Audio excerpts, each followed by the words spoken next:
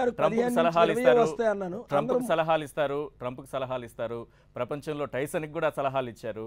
మరి సచిన్కి ధోనికి కూడా ఏమైనా సలహాలు ఇచ్చారా, ఎట్లా బ్యాటింగ్ చేయాలి ఏంటని వాళ్ళు సెంచరీలు కొట్టడంలో?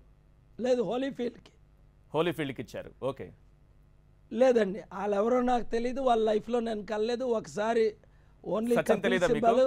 సచిన్ టెండూల్కర్ తెలీదా? ఆయన ఎవరో పేరు మర్చిపోయినా, మంచి ప్లేయర్ మన ఇండియాలో, సచిన్ తెందుల్కర్.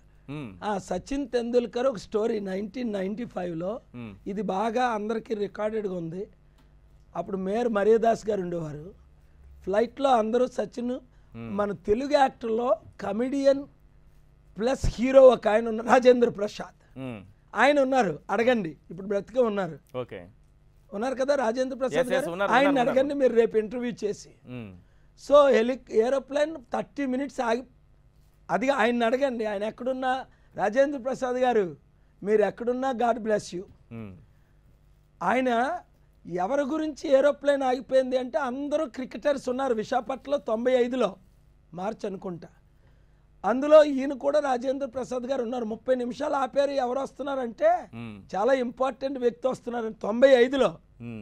ఇంకే లేదు, నేను వెళ్ళబోసరికి సచిన్ తెందుల్కర్ ఈ రాజేంద్ర ప్రసాద్ గారేమో విష్ చేశారు.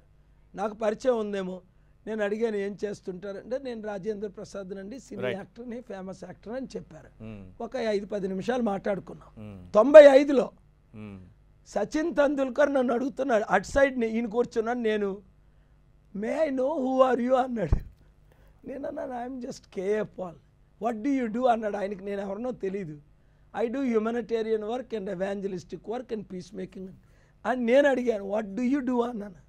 ఆడు అంటాడు డోంట్ యూ నో మీ అన్నాడు. No I don't know you. Where do you live అన్నాడు. అమెరికా అన్నాను. అంటే హ్యూస్టన్ అన్నా. అది సచిన్ తెందుల్కర్ ఈ రోజు వరకు కల్లా.